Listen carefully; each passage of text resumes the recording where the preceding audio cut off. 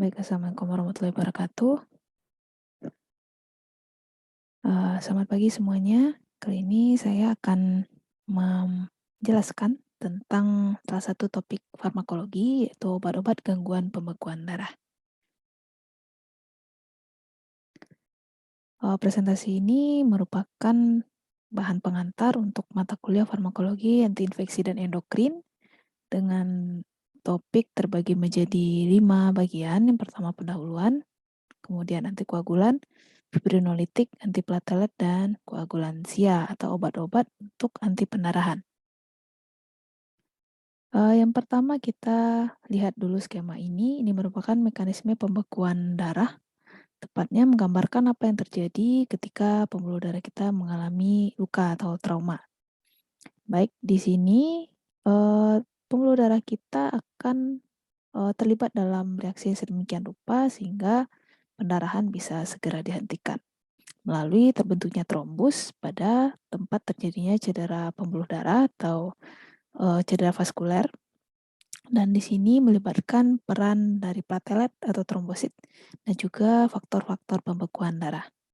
Di sini terdapat beberapa reseptor membran platelet seperti reseptor glikoprotein 1A yang terikat dengan kolagen, dilambangkan dengan C di sini.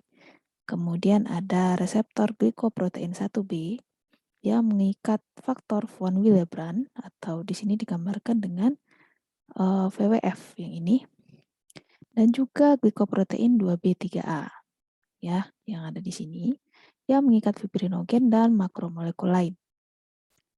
Kemudian di sini juga terlibat faktor prostasiklin yang berefek antiplatelet. Prostasiklin dilepaskan dari endotelium. Sementara ada senyawa-senyawa yang memicu agregasi platelet dan dilepaskan dari platelet yang mengalami degranulasi. Ini platelet yang menghasilkan degranulasi seperti adanya ADP, adenosin difosfat, tromboksan A2 atau TXA2, dan juga serotonin. Kesemuanya ini adalah senyawa-senyawa yang memicu agregasi platelet. Berikutnya kita perhatikan skema ini. Ini merupakan skema yang lebih menyeluruh ya.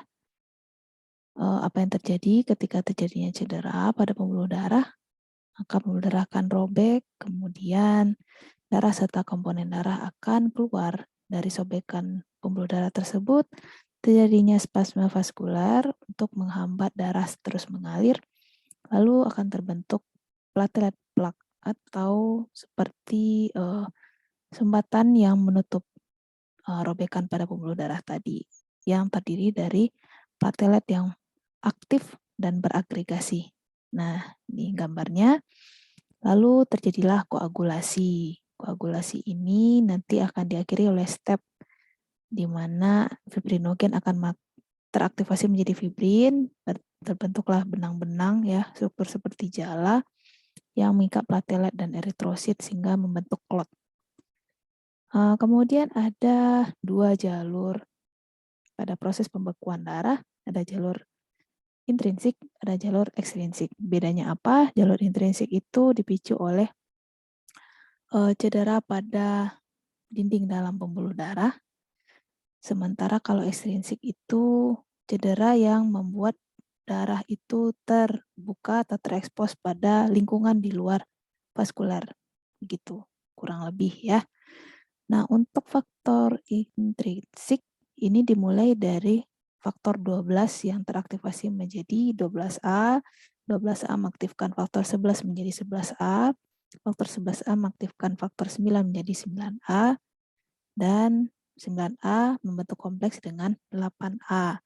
Kemudian seterusnya akan mengaktifkan faktor 10 menjadi 10A. Di sisi lain, faktor ekstrinsik ini dimulai dari faktor 3 mengaktifkan faktor 7 menjadi 7A.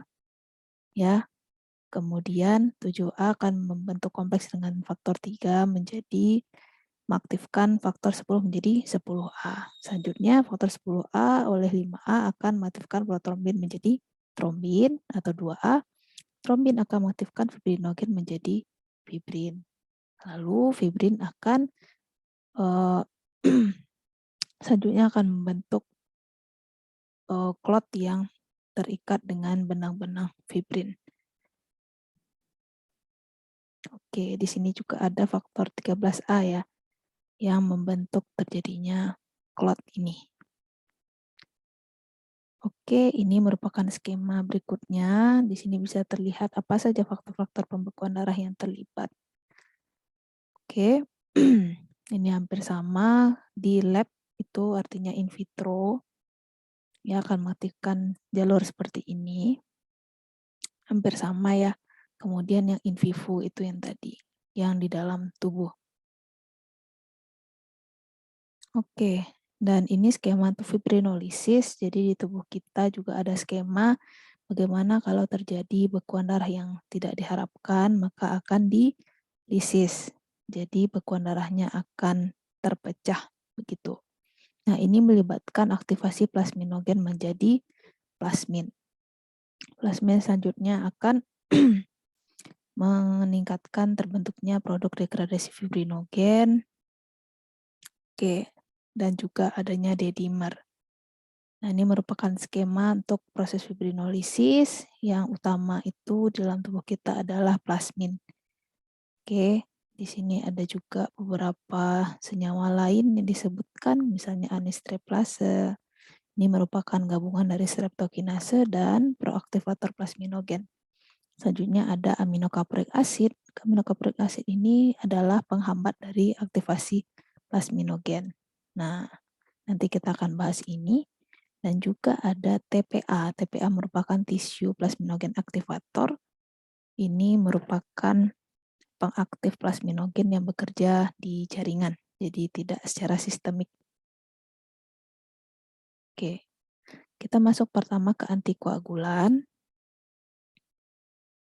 Untuk merujuk lagi ke kaskade pembekuan darah itu ada tadi di slide sebelumnya. Yang ini ya. Oke, bisa dilihat lagi, dicermati lagi. Oke, kita bahas pertama antikoagulan. Untuk antikoagulan ini ada beberapa prinsip dasar, yaitu idealnya obat antikoagulan itu mencegah trombosis patologis dan membatasi cedera reperfusi. Tapi memungkinkan respon yang tetap normal terhadap cedera vaskular dan menghambat pendarahan. Nah, ini yang susah ya menyeimbangkannya. Bagaimana caranya supaya tidak terjadi penyumbatan di dalam pembuluh darah, tetapi di sisi lain tidak membuat tubuh menjadi lebih rentan terhadap pendarahan. Ya, tapi sayangnya ini belum ada yang ideal, semuanya itu menyebabkan peningkatan risiko pendarahan. Lalu ada 4 jenis antikoagulan yang akan kita bahas. Yang pertama penghambat trombin secara tidak langsung, kemudian warfarin, lalu penghambat faktor 10A, serta penghambat trombin langsung. Kita bahas satu persatu. Yang pertama penghambat trombin tak langsung. Kenapa namanya demikian? Karena efek antitrombosisnya dihasilkan oleh interaksinya dengan antitrombin, serta meningkatkan inaktivasi faktor 10A. Oke, ini bisa dikatakan salah satu obat antikoagulan yang cukup luas digunakan dan sudah sangat lama. Contohnya itu heparin. Kemudian heparin itu ada heparin tidak terfraksinasi atau unfractionated heparin. Kemudian ada heparin berat molekul rendah atau low molecule weight heparin, dan juga ada fondaparinux. Pertama heparin. Heparin itu aktivitasnya bergantung pada antitrombin. Jadi tubuh kita juga punya antikoagulan endogen yang namanya antitrombin, serta perannya itu sebagai kofaktor pada reaksi antitrombin dengan protease. Nah, heparin tidak terfraksionasi ini memiliki afinitas tinggi dengan ketiga faktor 2A, 9A, dan 10A ini. Jadi kalau antitrombin berikatan dengan ini, maka terhambatlah proses pembekuan darah. Nah, untuk heparin LMW ini menghambat 10A, faktor 10A, tapi efeknya terhadap trombin atau 2A itu lebih rendah. Heparin LMW ini contohnya adalah enoxaparin.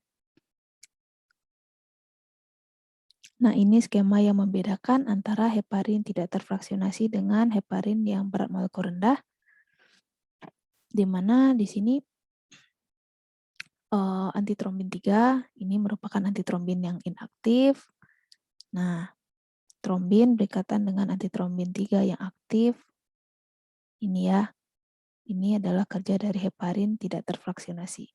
Sementara antitrombin 3 yang aktif pada heparin yang berberat molekul rendah ini bisa berikatan dengan faktor 10A. Oke, lebih jelasnya itu ini, kalau fondaparinux justru itu merupakan fragmen pentasakarida yang kecil dari heparin. Kemudian antitrombin 3 yang aktif itu akan mendegradasi trombin, faktor 10 dan faktor lain. Sementara terikatnya obat-obat ini dengan antitrombin 3 dapat meningkatkan katalisis aksi dari AT3 itu 1000 kali lipat. Oke, sementara kombinasi AT3 dengan heparin tidak terfraksionasi akan meningkatkan degradasi dari 10A dan trombin itu sendiri. Oke, kemudian penggunaan heparin itu dimonitor dengan mengukur APTT ataupun PTT. Ada beberapa efek yang tidak diharapkan, yang jelas itu pendarahan. Efek lainnya seperti osteoporosis dan defisiensi mineralokortikoid serta heparin-induced trombositopenia. Kontraindikasinya itu pada hipersensitivitas dan kondisi-kondisi pendarahan serta kondisi lain seperti penyakit hati dan ginjal stadium lanjut. Nah, bagaimana kalau seseorang mengalami kelebihan efek antikoagulan dari heparin, itu diberikan antagonisnya yaitu protamin sulfat. Oke, dengan dosis 1 mg protamin sulfat secara intravena per 100 unit heparin. Yang kedua, kita masuk ke warfarin dan antikoagulan kumarin lainnya. Ini merupakan beberapa struktur yang terkait dengan dikomarol. Oke, pertama kita bahas warfarin. Ini merupakan antikoagulan oral yang sangat sering digunakan. Diberikan dalam bentuk garam dengan biofilabilitas 100%. Oke, waktu paruhnya sangat panjang dan ini merupakan salah satu obat dengan indeks terapi sempit. Mekanisme kerjanya adalah secara umum antikoagulan kumarin menghambat karboksilasi gamma sejumlah residu glutamat pada protrombin dan faktor 7, faktor 9, dan faktor 10 serta protein koagulan endogen C dan S. Akibatnya molekul faktor koagulasi menjadi tidak aktif secara biologis. Oke, sementara warfarin sendiri menghambat reduksi vitamin K oleh enzim vitamin K epoksi reduktase sehingga terhambatlah reduksi vitamin K menjadi bentuk aktifnya yaitu hidrokinon. Oke, untuk toksisitas warfarin ini merupakan obat yang bersifat teratogenik, dapat menembus plasenta dan menyebabkan pendarahan pada fetus serta cacat lahir serius yang ditandai dengan pembentukan tulang abnormal. Sehingga obat ini dikontraindikasikan pada kehamilan. Dan juga pada pasien yang mengalami defisiensi protein C dapat terjadi nekrosis kutan, infak pada jaringan lemak, usus, dan ekstremitas. Untuk terapi warfarin, ada sumber yang menyebutkan dosis standar itu sekitar 5-10 mg, tapi ini tentunya tergantung dari indikasi masing-masing. Kemudian pemantauan dilakukan dengan mengamati peningkatan waktu protrombin atau protrombin time, dan ini sering juga diukur dengan parameter INR atau International Normalized Ratio, yaitu adalah rasio dari nilai protrombin time pada seseorang dibandingkan dengan nilai protrombin time normal, kemudian dipangkatkan dengan International Sensitivity Index. Oke. Kemudian warfarin ini juga merupakan obat yang sangat banyak interaksi obatnya. Ini adalah beberapa contohnya ya. Misalnya secara farmakokinetik, obat-obat yang menyebabkan peningkatan waktu protrombin misalnya amiodaron, simetidin, disulfiram, fluconazole, metronidazole, phenobutazone, dan seterusnya. Kemudian obat yang dapat menurunkan protrombin time contohnya itu rifampin, barbiturat, kolestiramin. Dan ini adalah obat yang berinteraksi secara farmakodinamik obat-obat seperti aspirin, karena dia juga dapat menghambat agregasi platelet, maka juga dapat meningkatkan waktu protrombin. Sementara kalau kita berikan bersama vitamin K, justru waktu protrombin akan berkurang karena vitamin K ini memiliki efek antagonis dengan warfarin. Nah, efek warfarin yang berlebihan dapat dikembalikan atau di reverse dengan menghentikan obat tersebut dan memberikan antagonisnya seperti vitamin K1, dapat juga dengan memberikan zat yang mengandung faktor pembekuan darah, misalnya fresh frozen plasma, konsentrat kompleks protrombin, dan faktor 7A rekombinan. Berikutnya adalah obat kelompok penghambat faktor 10A langsung yang juga digunakan secara oral. Ini contohnya rivaroxaban, apixaban, edoxaban. Nah, ini ada yang khas dari namanya, ada kata-kata SA di sini. Ini mewakili aksinya terhadap faktor 10A. Kerjanya adalah dengan menghambat faktor 10A pada tahap akhir pembekuan darah, dan kelebihannya monitoringnya itu tidak perlu seketat warfarin gitu. Karena faktor 10A ini sudah pada tahap akhir pembekuan darah. Nah, ini aspek farmakokinetikanya bisa dibaca. Untuk pemberiannya, untuk rivaroxaban indikasinya antara lain pencegahan stroke emboli pada pasien fibrilasi atrium tanpa gangguan pada katup jantung, juga dapat digunakan untuk tromboemboli vena pasca operasi panggul atau lutut, dan juga terapi pada penyakit tromboemboli vena. Apixaban juga hampir sama indikasinya. Nah, ini contoh dosisnya untuk masing-masing indikasi. Nah, untuk pemantauan dari efek obat anti 10A ini dapat dilakukan dengan uji anti 10A yang dikalibrasi terhadap obat yang akan diukur. Nah, kalau efek anti 10A ini berlebih, maka dapat diberikan obat seperti andexanet alfa. Ini merupakan obat yang dapat bekerja menghambat efek anti 10A. Berikutnya adalah kelompok obat penghambat trombin secara langsung. Ini bekerja dengan berikatan dengan sisi aktif pada trombin secara langsung. Contohnya hirudin dan bivalirudin. Ini merupakan jenis bivalen yang berikatan dengan sisi aktif trombin, juga berikatan dengan sisi yang mengenali substrat. Kemudian ada juga argatroban dan milagatran, ini molekulnya lebih kecil dan hanya berikatan dengan sisi aktif trombin. Oke, pertama kita bahas dulu yang hirudin ya. Hirudin ini asalnya dari Saliva hirudomedicinalis atau lintah. Nah, kita tahu lintah itu kalau menempel pada kulit dia akan menghisap darah. Nah, dan juga salivanya itu mencegah pembekuan darah. Begitu.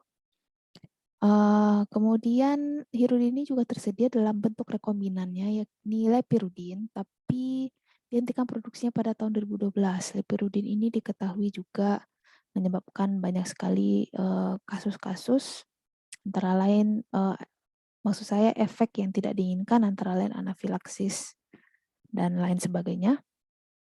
Kemudian bivalirudin ini merupakan penghambat trombin intravena dengan onset dan offset cepat. Jadi mulainya cepat dan efeknya juga akan reda dengan cepat. Berikutnya ada argatroban. Ini dapat diberikan pada pasien dengan heparin indus trombositopenia maupun tidak. Nah, lalu ada juga yang obat penghambat trombin langsung secara oral, yaitu dabigatran.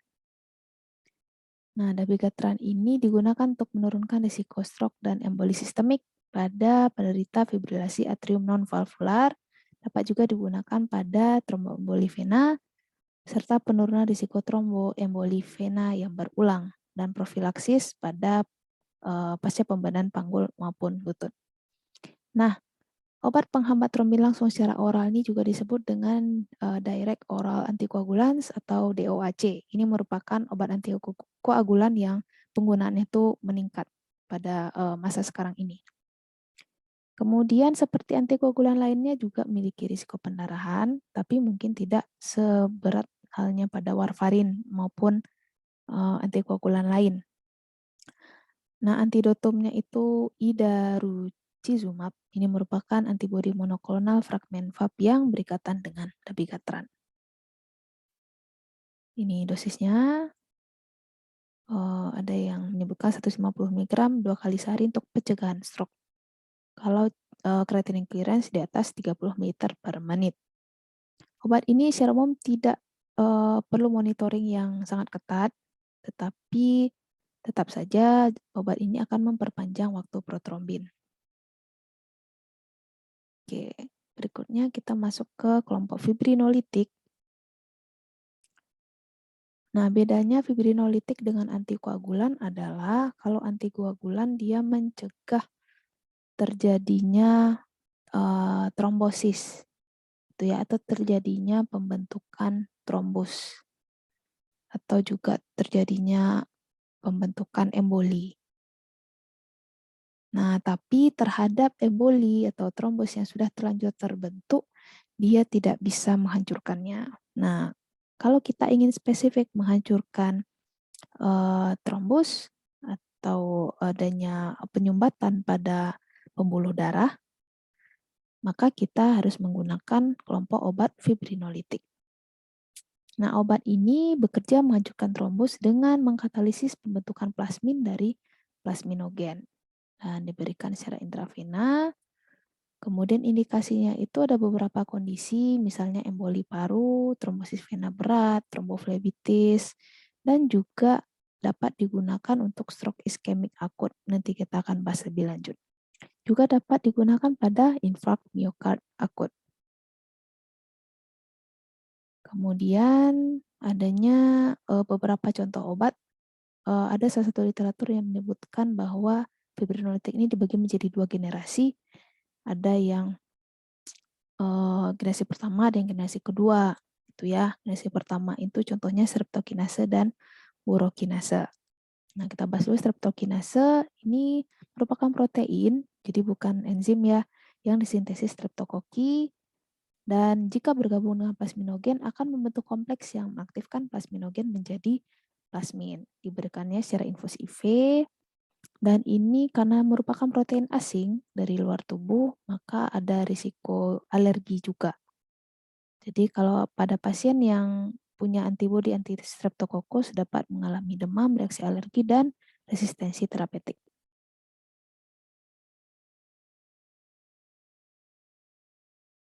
Oke, kemudian urokinase.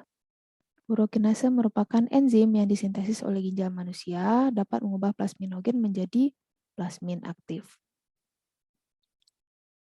Nah, ini yang generasi kedua, yaitu merupakan tissue plasminogen activators atau TPA. Nah, kelompok TPA ini mengaktifkan plasminogen yang terikat dengan fibrin yang membatasi proses fibrinolisis hanya pada trombus dan tidak secara sistemik. Jadi efeknya lebih spesifik. Nah, TPA rekombinan ini diproduksi dengan nama alteplase. Sementara ada juga bentuk lainnya yaitu reteplase dan juga tenecteplase.